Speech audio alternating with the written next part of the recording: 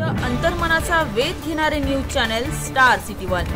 राज्यातील आणि देशातील राजकीय घडामोडी पाहण्यासाठी आणि इतरही बातम्या पाहण्यासाठी सबस्क्राइब करा स्टार सिटी वन।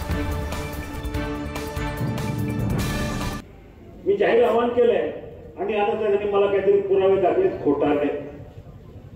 जहाज बांधणाऱ्या कंपनीचा माझा काही संबंध नाही। मला म्हणाले संरक्षण विभागाचा तुम्ही प्रश्न विचारले आणि त्यांनी जे इंटरनेटवर दाखवले त्याच्या ट्विटरवर ती गोवा शिपयार्ड कंपनीला इस्रायली कंपनीने जे तंत्रज्ञान पुरवलं त्याच्याशी माझा काही संबंध नाही। मी कशाला प्रश्न विचारेल तसं काही? म्हणजे लोकांना असं काहीतरी पटवून द्यायचं, माझी प्रतिमा मलिन करायची की आढळराव होता का आपल्याच्यानं आवरत नाही मग त्याला बदनाम करा म्हणून खोटं काहीतरी लिहायचं। आता मला सांगा इंग्रजीमध्ये लिहिलेल्या पिंपरखेड मधल्या किती लोकांना कळणार आहे की त्याने ट्विटर केले तर ट्विटर वापरणार नाही?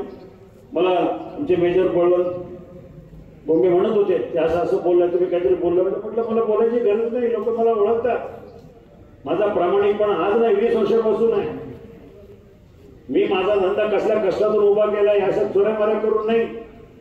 डोक्यावर पाठी घेऊन भाजीचा धंदा केला मुंबईमध्ये 5 वर्ष, हमाली केली, शिपायाचं काम केलंय, त्यातून मी मोठा झालो। मला अशा कोबड्याची गरज नाही आहे। यांना फक्त काहीतरी कोणाला तरी कसं तरी बदनाम करायचं।